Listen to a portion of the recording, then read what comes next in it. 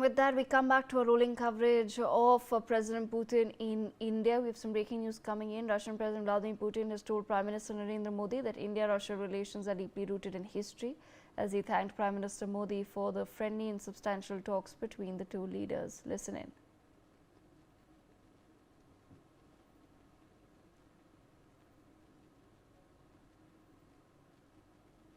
Господин премьер-министр, дорогие друзья, прежде всего спасибо большое за приглашение. Excellency, Prime Minister, dear friends, first of all, thank you very much for inviting me. И за вчерашний очень добрый вечер. And for yesterday's evening too, it was very good. Дружеский, в то же время с такой содержательной, очень полезной беседой. We had a friendly and at the same time a very substantial talk.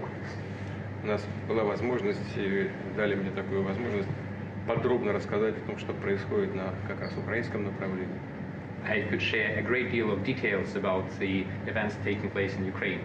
И что нами предпринимается совместно с некоторыми другими партнерами, в том числе с Соединенными Штатами, по вопросу возможного мирного урегулирования этого кризиса. And the actions we are taking together with some partners, including the United States, on a possible peaceful settlement. Спасибо вам за это внимание. И спасибо за ваши усилия, направленные на разрешение этой ситуации. Thank you for the attention and for your efforts aimed at finding a solution to this situation. Что касается наших отношений, то они действительно носят очень глубокий исторический характер. Как бы мы его не характеризовали, какими бы эпитетами его не украшали, важно другое, важно содержание. А содержание очень глубокое. Our relations are deeply rooted into history, but it is not the words that matter, it is the substance of the matter which is very profound. Мы этим очень дорожим, и мы видим, что вы, уважаемый господин премьер-министр, уделяете этому тоже очень большое личное внимание. We really appreciate that, and the fact that you, Excellency Prime Minister, pay special personal attention to that. За прошедшие годы нами проделана очень большая работа в развитии наших отношений. Over the past years, we have done a great deal of work to develop our relationship. И по мере развития наших стран, по мере развития экономик наших государств, возможности нашего сотрудничества расширяются. As our countries and our economies move forward, we have more opportunities for cooperation. У нас появляются новые направления. We open additional areas for cooperation, связанные с высокими технологиями, including those related to high tech, связанные с развитием и совместной работы в области авиации, космоса, высоких технологий в широком смысле слова, искусственного интеллекта. As well as the cooperation in the sphere of aircraft, space exploration, high tech and artificial intelligence. У нас очень доверительные отношения в сфере военно-технического взаимодействия. We have very close and trusting cooperation in the military and technical area. Мы намерены двигаться по всем этим направлениям. And we are planning to move forward in all of these areas. Это только лишний раз подчеркивает уровень, характер и доверительность наших связей. This once again underscores the level and the trust of our relationship. Наши команды очень хорошо поработали в преддверии этого визита. Our teams have done a great work before this visit.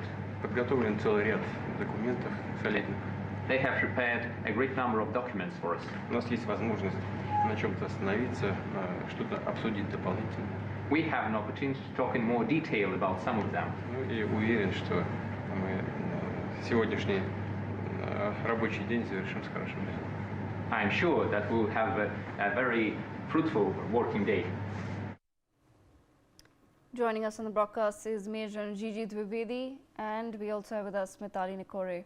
Let me begin with Major Gigi Dwivedi. Major Dwivedi, we've heard some initial statements now coming from President Putin and Prime Minister Modi. What are your big takeaways? I think first and foremost, this visit is very important, also seeing at the time that is coming. And it covers a whole ambit of relationship. Not traditionally, we have been looking at strategic and security issues and defense issues. But now the ambit is far more, even in the area of trade, cooperation, joint manufacturing, and as President Putin has made two, three very important statements that our relations are deep rooted in history. And in fact, I'll add on that they have been time tested also because Russia has always stood behind us in times of crisis. And one event I can recall in 1971 war, which I fought when American Enterprise and the ships were in Bay of Bengal. That's the time Russia stood by us. So therefore, I think in this visit,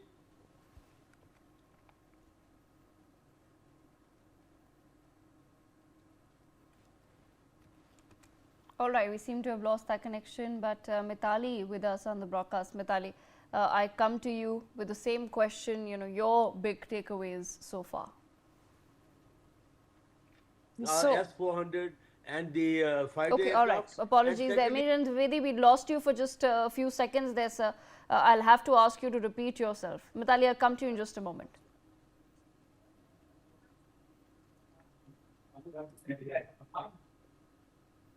Defense and energy requirement. It'll be actually joint manufacturing. It will be the joint trade because there is a huge trade deficit after we started importing about 30% of oil requirement. Today the trade is about $65 billion, whereas India's exports are barely $6 billion. So this is one area which they like to bridge. And more than important is the technology transfer because technology is a very major issue. And when we are talking about the defense equipment, it's not only buyer-seller relation, it's a joint manufacturing because as we have already had a good experience from the BrahMos, which is a joint venture. Right now, India, HAL and the UAC of Moscow are signing the agreement to manufacture the transport aircraft, that is SJ-100. So point is that our relationship are time tested, as President Putin has said, and I would add that they have been actually gone beyond the historic perspective as well. So in nutshell, Devika, I can state that first and foremost, this visit will consolidate already what we have been doing so far. It is going to open further avenues, especially in the area of trade, joint manufacturing, transfer of technology, and more importantly, I think this relationship will further ensure that our future relationship are actually more on strategic and not only political but also in the trade and related areas. So I think this visit is going to consolidate it further. And one point which I like to make is the Ukraine war is a really hot topic. Our Prime Minister Modi has repeatedly said that the solution has to be found through diplomacy and dialogue. It's not the era war. I am sure this will be discussed as well because India had taken a very nuanced stand while we did not go on to condemn or the Russian aggression, but we had taken a very considered diplomatic stand that we have been talking of peace, and Prime Minister Modi said we are not neutral, we are on the side of peace. So this also will be discussed, Devika. All right, Mithali, bringing you into the conversation as well. Your thoughts and big takeaways so far. Thank you, Devika. And of course, thank you, Major General, for your service. I mean, we all look out to you, and it's so nice to hear from you today. What I would say, Devika, is that when we think about, the Indian economy today and where India stands in, the global value chains, when we look at our trade situation, this visit is very critical for cementing India's place in the global value chains because the US has come, and we have been covering this for the rest of this year. We have been covering this, that the US has come and imposed 50% tariffs on India, threatened the rules-based economic order, the rules-based trade order that we all became accustomed to. And at the end of the day, that is a unilateral move that was made by the US. Today, I have been speaking to traders, I have been speaking to industry, I've been speaking to manufacturers, people who are in traditional industries, as well as the people who are in, more technology-based and forward-looking industries. And everyone is uniformly looking forward to this visit simply because the Russian economy and Russia as a country has not only supported us when it comes to defense, but has also been an ally when it comes to economic partnerships.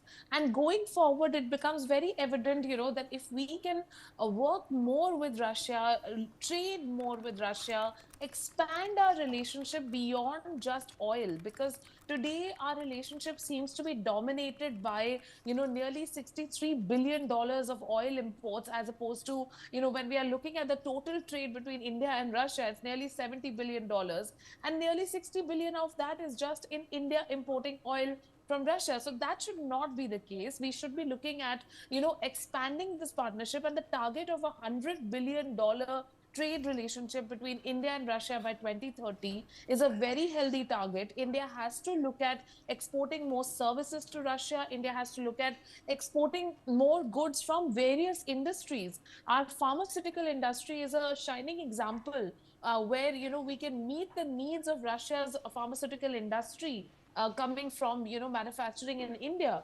And Russia can be a huge supporter when it comes to the production linked incentive scheme for India, because there are a number of new industrial areas that are opening across India, and Russia can help through its investments as well as through close linkages of value chain, so that things are manufactured here, things are manufactured there, and then traded between the two countries. The semiconductor industry, the technology industry is really where India can actually support Russia in its journey as well, because India has a very advanced technology workforce, which Russia does need. So, there are so many synergies between these two countries, and I feel in the last, few decades, the friendship has been stronger and stronger and stronger, and this is only a culmination of that friendship today, where the economic ties really take center stage. All right, stay on with me, Mitali and Major General G.G. Dwivedi. Professor Rohan Gunaratna also joins us on the broadcast. Professor Gunaratna, I want to understand from your perspective, beyond defense and economic ties, another key focus of this particular visit is the mobility of skilled labor, particularly Indian skilled labor, finding opportunity in Russia. Your thoughts on that? Very important to diversify the partnership. That is, it should not be stuck on oil, because it is very controversial. The Americans don't like it, the Europeans don't like it, but certainly the Russian and the Indian friendship is a very old one. It predates India's relationship with the United States. Indian-US relationship is only starting in the 1990s. The warmth and the friendship of India's relationship was with Russia. It was primarily on military grounds, but later it expanded to so many arenas. That should continue to grow so that you can maintain a relationship with Russia without having these high tariffs and also sanctions. So what is key is look at those opportunities, including labor, not just workers, but also more specialists going to Russia. Russia is a superpower like China or like the United States. India is not yet a superpower, but certainly India is moving along that trajectory. So this partnership with Russia, with China, with the United States is equally important. All right, with that, please stay on with me, because I want to also bring in some more perspectives here. And let's quickly go close to some of the global media coverage that we've seen so far. Now, the New York Times, viewers, is written about what to know about Vladimir Putin's trip to India. The Trump administration, which crippled Russia's oil sales to India with sanctions, will be watching Mr. Putin's talks with Prime Minister Modi. So a lot of focus on the Trump administration, of course, the sanctions as well. BBC writes oil, defense and geopolitics, why Putin is visiting Modi in Delhi. Delhi and Moscow, they've written, are expected to sign a number of deals during the visit, which comes months after the US increased pressure on India to stop buying Russian oil. Al Jazeera writes Putin challenges US pressure on India over Russian oil during state visit. CNN writes, India looks to balance ties with Russia and the US during Putin visit. Vladimir Putin was met with pomp and ceremony reserved for one of New Delhi's most steadfast partners, yet his host, Prime Minister Narendra Modi, is simultaneously attempting to maintain a deep strategic relationship with a key global rival, the United States. Another article by CNN states, a trade deal with Washington and a warm welcome to Putin. Can India have it both ways? Washington Post writes, Trump's crackdown on Russian oil hangs heavy as Putin arrives in India. The Guardian writes, Putin and Modi to meet amid politically treacherous times for Russia and India. Global Times writes, Putin kicks off two-day visit to India. Two sides eye defense, energy and trade ties. Let me bring back Major General Gigi Dwivedi on this. Major General Dwivedi, I want to bring in your perspective on some of these headlines as well, where in the US, of course, a lot of focus is on India and its ability to strike a balance in its ties with Russia and the US. The headline clearly states, a trade deal with Washington and a warm welcome for Putin. Can India have it both ways? I want your perspective on that, sir. Can India have it both ways? And has India proven now in the recent past that yes, it is possible to have it both ways? Well, Devika, it's a big challenge, to have the candle burning on both ends, because we have tried to actually not play out the zero-sum game. And that has been a foreign policy, to have multiple engagements. And that has come under a serious strain, especially after the Ukraine war, when we did not come out openly to condemn Russia's aggression. We actually abstained, but we did not come out very openly. And at the same time, we kept buying oil, and it almost went to about 1/3 of the requirement being bought from Russia. And this irritated, Americans as well as Europeans, who are traditionally also very strong allies. So the point is that in this scenario, diplomacy is definitely under a lot of stress. It is so difficult to keep both the sides balanced. Well, that's what India has tried. But I think as it comes now, India will have to do some moderation, while we'll have to cut down our energy imports, especially oil from Russia, and diversify, and also put it across to the Americans that, look, we have also traditional ties with you. It's not a zero-sum game. It's our policy to keep both the sides, engaged. And I think our diplomacy is going to be tested. But please remember, national interest comes supreme. We have been traditionally dependent upon the Russian weapon system. In fact, during my 4 decades, I have fought all the wars with Russian equipment. So that is a stated fact, and that will continue. But we have brought down our dependency on Russia from almost 70% in the beginning of this century to about 30-35%. We are diversified. We have gone for a huge buyout from France. Rafale is one of the things, our submarines, and also from America. We have bought the transport fleet, C-17, C-130s, helicopters. So the point is that India's diplomacy will have to convince both sides that it's not a zero-sum game. We keep our national interest, and our relationship with Russia are not at the cost of America or vice versa. Devika. All right, Mitali, your thoughts on the same as well. I want to understand from you, when foreign media writes that can India have it both ways, have we managed to now strike that balance and prove to the world that yes, it is possible for us to prioritize our own interests and then decide accordingly what deals we want to strike with the US and what deals we want to strike with Russia? I think this is a very, very important observation, because today we are firmly in a multipolar world.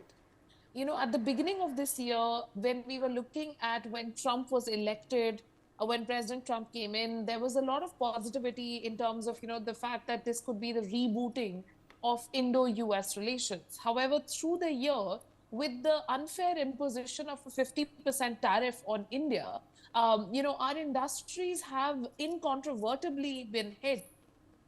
And yet, India has, through so many of its own economic policy measures, particularly the reduction of the GST, shown that our economy is extremely resilient, that our economy has delivered a growth rate of 8.2% in this quarter, and our exporters and industries have received assistance from the central government as well as the state government to find new markets for their products and diversify away from the US. But this entire reaction, the knee-jerk manner in which it had to be done, and it had to be, I mean, the government had to step in and support industry in such a manner. It should not have been required, because there was absolutely, the way the Indo-US economic ties were going, we were going in a very positive direction and a very productive direction, and it was very abruptly stopped. So at this point in time, it is very critical for India to come onto a global stage and say that we will now be part of this multipolar world, where we will look at our nation's best interests. Who do we trade with? How do we trade? What products we trade? It has to be based on India's competitive advantage. It has to be based on, meeting the needs of the poorest people in our population. We still have pockets in our country where we have to uplift people, and we have to take them, to a newer and higher standard of living. In order to do that, we have to create jobs, we have to create investment, we have to create trade. And this can only be done with countries where you see eye to eye, who are willing to trade with you as equal partners. And that is something that we have seen, in the post SCO summit equations, the way they've turned out. And the fact that, Russia, in a sense, brought India to the table at the Shanghai Cooperation Organization Summit, also, helped India thaw its relationship to a great extent with China. So all of these are extremely positive developments when it comes to, moving and retaining and safeguarding a rules-based trading order in the world.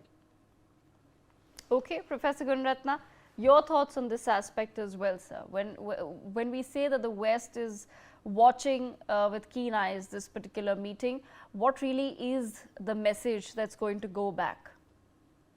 What is so important is for India to build itself, so it can build relations, it can restore relations with countries across the spectrum. Should not be driven by past challenges. Say, for example, even China. Until the 1962 border war, India and China had a relationship spanning 2,000 to 3,000 years. So in this day and age, the world of multipolarity, what is important is for India to work with a number of actors rather than being aligned to one particular superpower. Right, absolutely. On that note, I thank all of our guests for joining us on the broadcast.